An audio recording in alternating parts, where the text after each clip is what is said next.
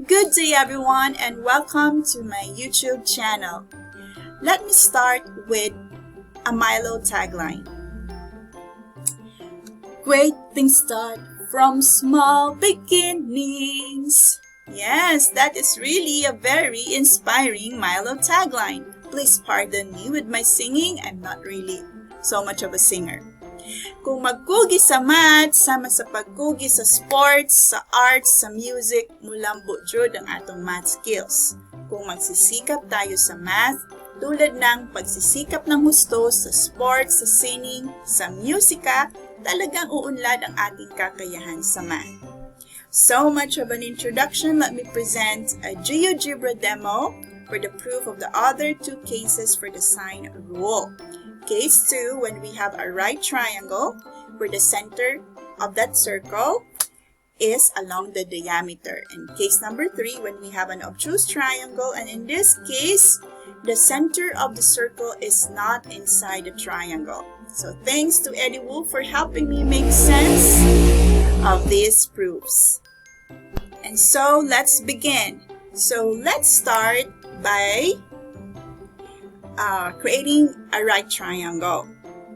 Alright, so that's very easy. So polygon, click on polygon, and then just be guided with the grid lines here. Okay, that should be a right triangle. Okay, and then here's the right triangle here, and see. So let's change that. Okay, let me rearrange the names of the vertices. Alright then, so we have triangle ABC, and the angle at vertex A is measuring 90 degrees. Okay, so we are now going to draw a circle.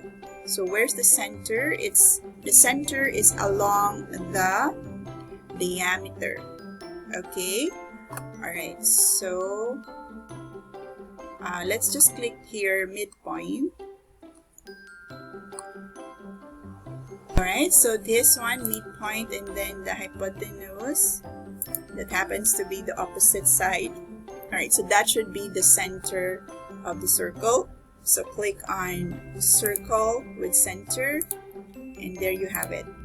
Okay, so everyone, we now have the circle, or a triangle inscribed in a circle.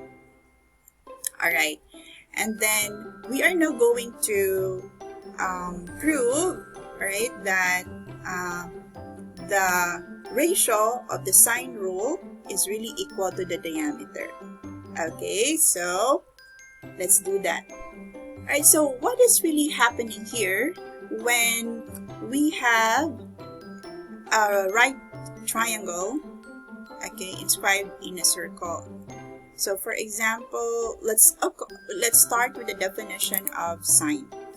Okay, so we're gonna take the sine of A. Okay, so that would be sine 90. And then we know that there's a value for sine 90. Okay, and that would be equal to 1. Why? Because look at here. So sine 90, this angle here, the opposite side is, let's call this one A. Okay, and then that happens to be the hypotenuse also. So A over A is 1.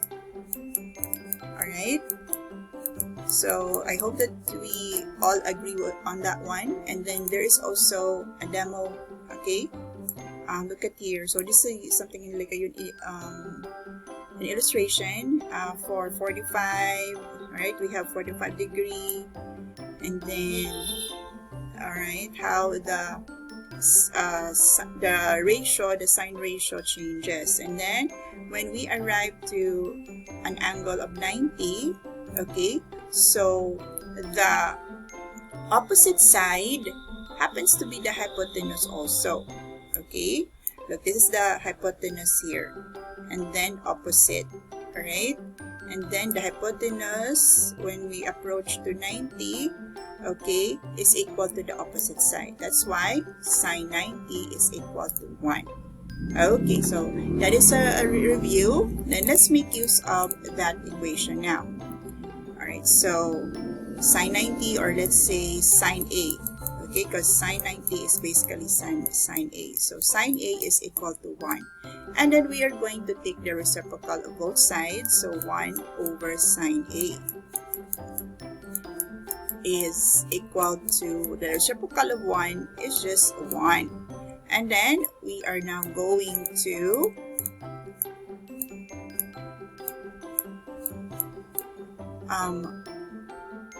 multiply both sides by A.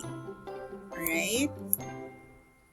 So we now have A over sine A. That would be equal to A. And you are correct. A happens to be the diameter. Alright? So we can then say that the ratio of the sine rule, okay, for a right triangle is really equal to D, because A is the diameter. Now, let's proceed to case number 3. We are going to have an obtuse triangle. So let's make an obtuse triangle. Okay, so click on angle with given size, and then let's choose 120. Okay, and then we connect the 3 vertices there. Alright, so this is an obtuse triangle. So let me just rearrange, rename the vertices, and we'll proceed. Alright, and then we are going to draw a circle. So where is the center?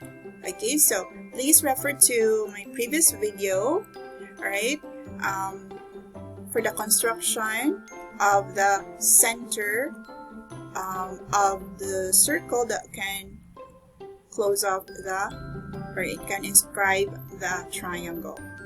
Alright, so we now have the circle. Okay, and as you can see, the center of the circle is indeed outside the obtuse triangle. So what are we going to do next? First, we are going to draw a line that would be the diameter. Okay, here is the diameter here. Okay, so we will going to have this point here.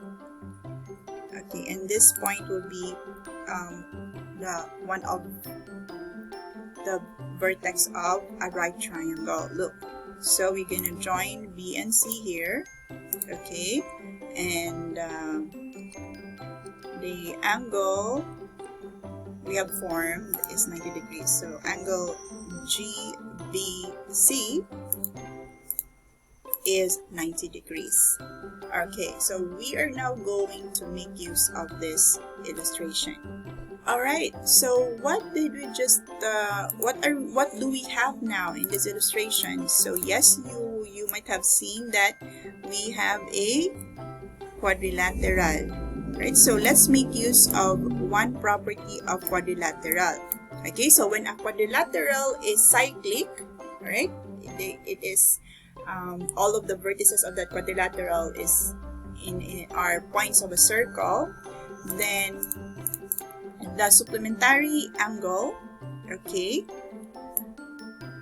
or the opposite angles, are supplementary. So angle A here and angle G are supplementary.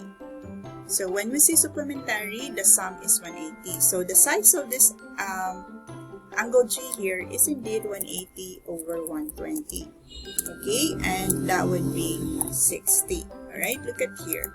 Right, so we are going to measure this angle here. That would be 60. Okay, and then a very beautiful property, okay, about the sine of supplementary angle, they are equal. Okay, so the sine of supplementary angles are equal. Why? So look at here. I have created a table. Okay, so we have the angles 0, 30, 60, angle 90, angle 120, angle 80. And then the radian, and then the sine. Okay? So sine 60 is 0.87, and then sine 120 is 0.87. Alright? And then here are the graph. So D4, that is for sine 60, and then D6 is for sine 120. So they are at the same y value here, right? Okay, so they are equal. Okay, so let's use that equality. Okay, proving that the proportion, the ratio, the sine rule ratio for obtuse triangle, okay, will equal to the diameter. Alright, so okay, so the opposite of angle G, okay, let's call that G. Okay, so the sine, that let's use the definition of sine. So sine G is equal to G, and then the hypotenuse is what? Yes, you are correct. That is the diameter of the circle. Alright, so that would be D. Alright, and we know that sine G is equal to sine A. Okay, and so let's make use of this ratio, this one here. Okay, so sine A is equal to G over D. And then we know that the opposite of A is G. So we can say that G is equal to A. So we substitute G with an A. Okay, and then we do the cross multiplication. Right, this is very familiar to you guys already. Okay, so alright, so this is what we have after cross multiplication, and then we can now cancel sine A here. So we just now have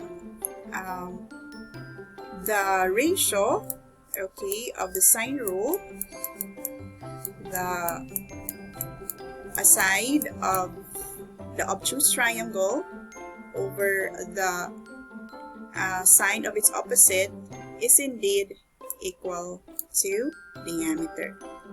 So thank you so much for watching until the end, and please do recommend me for tutorials. Okay, and then I'm giving away art printables to my learners, because every ticket sold will give them stars, and then once they have 500 stars, then they can buy something from the shop. And you may also contact me if you want me to have an interpretation of any reference photo. I'm impressionist. I'm just fascinated on how my brain can interpret forms, colors, and proportion. And if you like that idea and you do support my channel and my intention in practice teaching geometry through the YouTube platform, then please do support me as a tutor or as an artist. Alright, so thanks again for hanging out for a while, and bye for now.